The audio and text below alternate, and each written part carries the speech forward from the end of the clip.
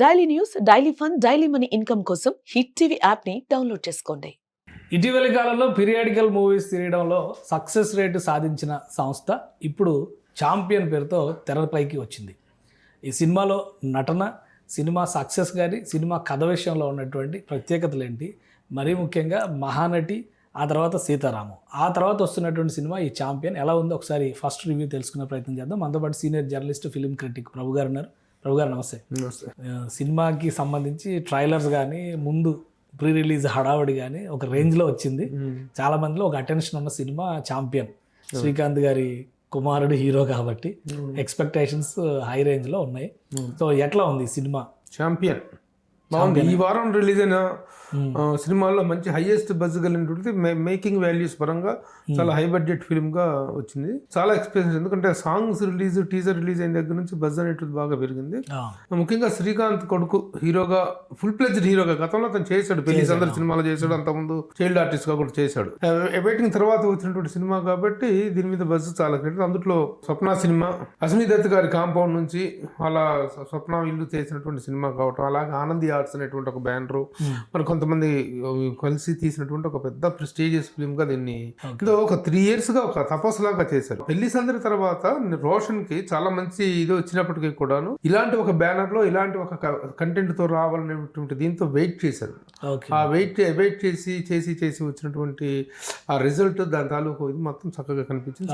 నిరీక్షణ ఫలించినట్టేనా ఏంటి అసలు ఇతివృత్తం ఏంటి? పీరియాడికల్ బ్యాక్ డ్రాప్ అంటున్నారు. సో ఎప్పటి కదా ఏంటి ఇందులో ఉన్న స్పెషాలిటీస్? పీరియాడికల్ బ్యాక్ డ్రాప్ అంటే 1947 ఇండిపెండెన్స్ వచ్చిన తర్వాత ఒక నైజాం నవాబు దాన్ని విలీనం చేయను, హైదరాబాద్ను సొంత సంస్థానంగా, పాకిస్తాన్ లాగా హైదరాబాద్ను కూడా ఇదిగా చేసుకుంటాం అనేటువంటిది డిక్లేర్ చేసిన సర్దార్ వల్లభాయ్ పటేల్ తీసుకున్నటువంటి సైనిక చర్య ఆ మధ్య కాలం నాటి సినిమా. ఆ టైంలో ముఖ్యంగా సాయుధ పోరాటం అనేటువంటిది జరిగింది, రజాకార్ల ఉద్యమం జరిగింది, రజాకార్ల అణచివేత అనేది జరిగింది. ఆ టైంలో అన్ని గ్రామాలు కూడా నిరసన జ్వాలతో పిలుపుకున్నటువంటి చరిత్ర మనకు తెలుసు. వాటిలో ముఖ్యంగా బైరాన్పల్లి అనేటువంటిది ఒక ప్రత్యేక చారిత్రాత్మకమైనటువంటి ఒక గ్రామ, బైరాన్పల్లిలో జరిగినటువంటి వీర బైరాన్పల్లి అంటారు. ఆ ఉద్యోగంలో ఈ కుర్రవాడు యాక్చువల్ గా is a champion, football champion అవడంతో అతనికి మాంచెస్టర్ క్లబ్ లో, ఇంగ్లాండ్ లో జరిగినటువంటి మాంచెస్టర్ క్లబ్ లో పార్టిసిపేట్ చేసే అవకాశం వస్తుంది. అతని ఆట తీరు చూసి ఒక ఫారినర్ అతన్ని స్పాన్సర్ చేస్తానంటాడు. అయితే అక్కడికి వెళ్ళాలి అనేటువంటిది అతని ఆకాంక్షకి ఇతని తండ్రి ద్వారా ఒక చిన్న అవరోధం ఏర్పడింది. ఇతని తండ్రి మిలిటరీలో పనిచేస్తూ బ్రిటిష్ వాళ్ళకు వ్యతిరేకంగా చేశాడని చెప్పేసి అతన్ని సస్పెండ్, రాజద్రోహం కింద అతన్ని చేసినటువంటి చరిత్ర ఫ్యామిలీ. అందువల్ల ఇతన్ని అక్కడికి వెళ్ళడానికి అవకాశం లేనటువంటి పరిస్థితి. ఇతనికేమో లక్ష్యం, జీవిత లక్ష్యం మాంచెస్టర్ క్లబ్ లో ఆడాలి, ఇంగ్లాండ్ వెళ్ళాలనేటువంటి ఆ లక్ష్యం నెరవేర్చడం కోసం ఒక దొడ్డిదారిని ఎంచుకుంటారు. ఒక మా ఆయుధాల స్మగ్లింగ్ లాంటి దొడ్డిదారి ఎంచుకొని ఆ ఆయుధాలు తీసుకెళ్తూ ఉండగా దారి తప్పి బైరాన్పల్లి వెళ్తారు. అతను పక్కన ఫ్రెండ్ ఇద్దరు ఆ బైరాన్పల్లి వెళ్తే, ఆ బైరాన్పల్లిలో జరుగుతున్నటువంటి అప్పటికి ఉద్యమం ఒక తీవ్ర స్థాయిలో ఉన్న నేపథ్యంలో ఆ బైరాన్పల్లిలో ప్రతి ఇల్లు ఒక రగిలే అగ్నిజ్వాలలాగా ఉంటుంది. అలాంటి పరిస్థితుల్లో ఆ ఊర్లో ఎంటర్ అయిన వాళ్ళు మళ్ళీ ఎలా తిరిగి వచ్చారు, ఆ బైరాన్పల్లిలో జరిగినటువంటి సాయుధ పోరాటంలో వీళ్ళు ఎలా బలవత్కర పరిస్థితుల్లో పార్టిసిపేట్ చేయాల్సి వచ్చింది అనేటువంటిది మిగతా. అంటే ఇప్పుడు ఇందులో ఒక వైపు ఏమో స్పోర్ట్స్ జానర్ కనిపిస్తుంది, ఒక వైపు ఏమో వార్ మూవీ లాగా కనిపిస్తుంది, పీరియాడికల్ బ్యాక్ డ్రాప్ ఉంది. సో వీటన్నిటిని సెట్ చేయడంలో సినిమా చూస్తే ఎలా అనిపించింది? చాలా వండర్ఫుల్ ఫీజింగ్ అది. డైరెక్టర్ ప్రదీప్ అద్వైతం ఆ కథని నరేట్ చేసిన విధానం చాలా బాగుంది. ఎందుకంటే ఇది ఫిక్షన్, ఈ క్యారెక్టర్స్ అన్ని ఫిక్షన్. అక్కడ సర్దార్ వల్లభాయ్ స్వాతంత్ర సమర పోరాటం దగ్గర నుంచి, నెహ్రూతో కన్వర్జేషన్ దగ్గర నుంచి క్యారెక్టర్ ప్రకాష్ రాజ్ చేశారు. సర్దార్ వల్లభాయ్ క్యారెక్టర్, ఆ క్యారెక్టర్ అక్కడ నుంచి ఒక చరిత్రలో నుంచి ఫిక్షన్ ని ఫ్యూజ్ చేసుకుని ఆ క్యారెక్టర్స్ నడిపించే తీరు చాలా అద్భుతంగా ఉంది. Wonderful freezing. సో ఎక్కడ బోర్ కొట్టదు, ఇదేదో మనకు తెలిసిన కథలాగా అనిపిస్తుందా? రిలేట్ చేసుకోవడానికి అవకాశం రిలేట్ అవుతుంటుంది కదా. మనకు ఆనాటి చరిత్ర తెలిసిన వాళ్ళందరికీ కూడా రిలేట్ అవుతుంటుంది, తెలియని వాళ్ళకి కొత్తగా ఉంటుంది, తెలిసిన వాళ్ళకు రిలేట్ అవుతుంది. అలాంటి ఒక పెక్యులారిటీ ఉన్నటువంటి కథ ఇది. ఇక దాన్ని చిత్రీకరించిన విధానం, తీసుకున్న కథ ఎంత గొప్పగా ఉందనేటువంటి, ఎంతగా ఎలాగా ఉందనేటువంటి దానికంటే కూడా నేను చిత్రీకరించిన విధానం, ఆనాటి వింటేజ్ లుక్స్ తీసుకురావటం, 1947 నాటి వాతావరణాన్ని కేవలం ఆనాటి కథ తీసుకోగానే సరిపోదు, ఆ వాతావరణాన్ని ఎలా ప్రతిబింబించారు, అప్పటి జీవన పరిస్థితుల్ని, అప్పటి నేపథ్యాన్ని ఏ విధంగా ప్రొజెక్ట్ చేశారు అనేటువంటిది చాలా చక్కగా చూపించారు. ఇంకా చాలా రియల్ లైఫ్ క్యారెక్టర్స్ వస్తాయి ఇందులో. పుచ్చలపల్లి సుందరయ్య గారి దగ్గర నుంచి చాలా మందిని టచ్ చేస్తారు అంటే అవన్నీ అలా ఊహామాత్రంగా టచ్ చేసినట్టు క్యారెక్టర్. ఆ రోజుల్లో ఉద్యమంలో పుచ్చలపల్లి సుందరయ్య గారు ఎంత పరోక్షంగా ఆయన ప్రత్యక్షంగాను పరోక్షంగాను కూడా ఉద్యమానికి ఆయన చేతునిచ్చారు.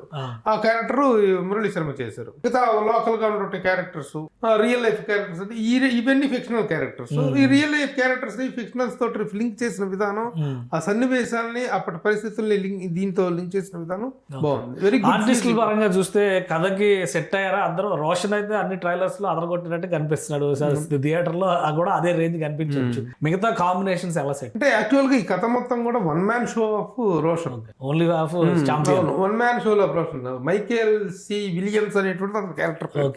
అంటే అప్పట్లో బ్రిటిష్ వాళ్ళందరూ ఇక్కడ స్థిరపడిపోయినటువంటి ఒక ఫ్యామిలీకి సంబంధించిన వాళ్ళు కాబట్టి ఆ పేరు అదే అతనిది. ఆ క్యారెక్టర్ లో అతను చాలా బాగున్నాడు.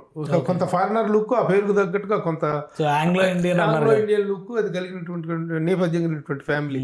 వాళ్ళ మదర్ కోవై సరళ, ఆవిడ ఒక రెస్టారెంట్ రన్ చేస్తారు. ఆ రెస్టారెంట్ దాంట్లో వెన్నెల కిషోర్ బంధువు, ఇలాంటి వాతావరణం అంతా చక్కగా చేశారు. మిగతా ఆర్టిస్టులు ఎవరో ఇలా చేసినప్పటికీ వన్ మ్యాన్ హీరోయిన్ గురించి కూడా ముందు. హీరోయిన్ వచ్చేసి తాళ్ళపూడి చంద్రకళ. తాళ్ళపూడి చంద్రకళ అదే అనాస్వర అని ఒక మలయాళీ హీరోయిన్. ఆమె చాలా పొగిడారు మరి. చాలా బాగా చేసింది. ఎందుకంటే ఆ అమ్మాయి ఒక నేచురల్ బ్యూటీ. చాలా చక్కగా ఆ పాత్రకు తగ్గట్టుగా అక్కడ ఆ అమ్మాయి క్యారెక్టర్ ఏంటంటే అక్కడ నాటకాలు ఆడిస్తుంటది. ఈవిడ ఫస్ట్ టైం డైరెక్షన్ చేసింది. ఆ డైరెక్షన్ లో ఫస్ట్ రోజు చేసిన రోజున ఆ నాటకం కాస్త అబాస్ ఫాలో అవుతుంది. ఆ చేసిన ఇద్దరు క్యారెక్టర్స్ రాలేదు. ఆ రెండు క్యారెక్టర్కి ఇలా ఇద్దరు డయాసిక్ ఈ హీరోయిన్ అక్కడ చిన్న అబాస్ నడుస్తుంది. ఆ తర్వాత ఈ అమ్మాయి డైరెక్షన్ లో ఒక సొంత నాటకం చేయటం, ఆ నాటకాలు అనేటువంటి ఒక చిన్న ప్రీలూడ్, అక్కడ మధ్యలో ఒక ఇంటర్లూడ్ లాగా ఉంటుంది. అంటే క్యారెక్టర్ల పరిచయం అనుకోవడానికి పనికి వస్తుంది. ఆ అమ్మాయి చాలా చక్కగా న్యాచురల్ గా, ఎంత ఎందుకంటే girl at the next door అంటాం కదా, అంత న్యాచురల్ గా ఉంది. వాళ్ళిద్దరే మెయిన్ ప్రధాన పాత్ర. ఎక్కువ కనిపిస్తారు అంతా వాళ్ళే కనిపిస్తారు. One man show off Roshan. Overall గా ఇప్పుడు సినిమాలో కాంబినేషన్, ఈ ఆర్టిస్టులు, కథ, నేటివిటీ అన్ని చూసిన తర్వాత మనం ఎక్కువ ఇన్వాల్వ్ చేసేది మ్యూజిక్. ఈ సినిమా మ్యూజిక్ పరిస్థితి ఏంటి? మ్యూజిక్ చాలా బాగుంది. Mickey Meyer music he's given a wonderful this. ముఖ్యంగా ఆ పాట ఈ సినిమాని హైలైట్ చేసింది. మంచి ట్రెండ్ అయింది కదా, మంచి ట్రెండ్ అయింది సాంగ్. ఆ సాంగ్ ఈ సినిమాని హైలైట్ చేసింది. దానికి వచ్చిన వ్యూవర్షిప్ ఆ సినిమాకు ఒక మంచి ప్రీ రిలీజ్ బజ్ క్రియేట్ చేసింది. అలాగే ట్రైలర్ వీటిలో కూడా మంచిది. సో ఓవరాల్ గా ఏమి రేటింగ్ ఇస్తారు? రేటింగ్ ఆన్లైన్ కానీ ఓవరాల్ గా ఎలా చెప్తారు మీరు ఈ సినిమా? ఓవరాల్ గా చాలా మంచి ప్రయత్నం, చాలా మంచి ప్రయత్నం. సో రోషన్ కి ఒక ఫస్ట్ స్టెప్ లాంటిది ఇది అనుకోవచ్చు. అంటే ఎంట్రీ తర్వాత ఇది స్టెప్ కాదు, it is a wonderful promotion to him. Okay, ఎవరి నోట పెట్టినా రోషన్ అద్దరగొట్టాడు, అద్భుతంగా చేశాడు. ఇదే మాట తప్ప మరొక మాట లేదు సినిమా చూసి. సో ప్రభు గారు ఓవరాల్ గా అంతా బాగుంది, బలాలు అన్ని పాజిటివ్ ఇది కనిపిస్తున్నాను. మరి నెగిటివ్ షేడ్స్ కానీ, సినిమా పలానా చోట వీక్ అయిందని కానీ అనిపించింది ఎక్కడైనా? అంటే రెండు అభ్యంతరకరంగా అనిపించినట్టు. సెకండ్ హాఫ్ లో కొంచెం ల్యాగ్ ఉంది, కొంత సాగదీత అనేటువంటిది. బోరింగ్ అంటాం లేదు కానీ కొంచెం ఎడిటింగ్ ఇంకా షార్ప్గా ఉంటే బాగుంది అనేటువంటి ఫీలింగ్ కొట్టుకెళ్తుంది. కోటగడ్డ వెంకటేశ్వరరావు గారు లాంటి సీనియర్ ఎడిటర్ అక్కడ. అది ఏదైనా డైరెక్టర్ రిక్వైర్మెంట్ని బట్టే చేస్తారు కానీ ఆ ల్యాగ్ ఫీలింగ్ వచ్చింది. ఈ వార సన్నివేశాలు రిపీటెడ్గా రావటం వీటిలో కొంత ల్యాగ్ అనేటువంటిది కనిపించింది. ఇంకోటి మిస్కాస్టింగ్ అనేటువంటిది ఈ సినిమాలో బాగా కనిపిస్తుంది. మిస్కాస్టింగ్ కొన్ని ప్రధాన పేర్లు చెప్పను, అనవసరం, అది మాట్లాడటం కరెక్ట్ కాదు. కొన్ని ప్రధాన పాత్రలకు ఎంపిక చేసినటువంటి ఆర్టిస్టుల తాలూకు పర్ఫార్మెన్స్ కానీ వాళ్ళ ఎక్స్పీరియన్స్ కానీ అంత గొప్పగా లేదు. ఆ మిస్కాస్టింగ్ కొంత ఎఫెక్ట్ అవుతుంది. 1-2 క్యారెక్టర్స్ 4-5 క్యారెక్టర్లో మిస్కాస్టింగ్ కనిపించింది. చాలా ప్రాధాన్యత ఉన్నటువంటి పాత్రలు, బట్ అలాంటివి ఉన్నాయి మిస్కాస్టింగ్స్. అవి తప్పితే ఓవరాల్ గా మాత్రం it's a wonderful film, wonderful attempt from a wonderful banner. Right. Thank you Prabhu గారు విశ్లేషణ అందించినది. ఇది ఛాంపియన్ సినిమాకి సంబంధించి పీరియాడికల్ బ్యాక్డ్రాప్ అయినా కానీ చాలా కాంబినేషన్స్ని అద్భుతంగా సెట్ చేయగలిగారు దర్శకుడు ప్రదీప్ అన్నారు. ఇక అన్ని ఫ్రేముల్లో రోషన్ అదరగొట్టారు అనేది ఇప్పుడు వస్తున్నటువంటి ఫీడ్బ్యాక్. ఇది ఈ సినిమాకి సంబంధించిన రివ్యూ.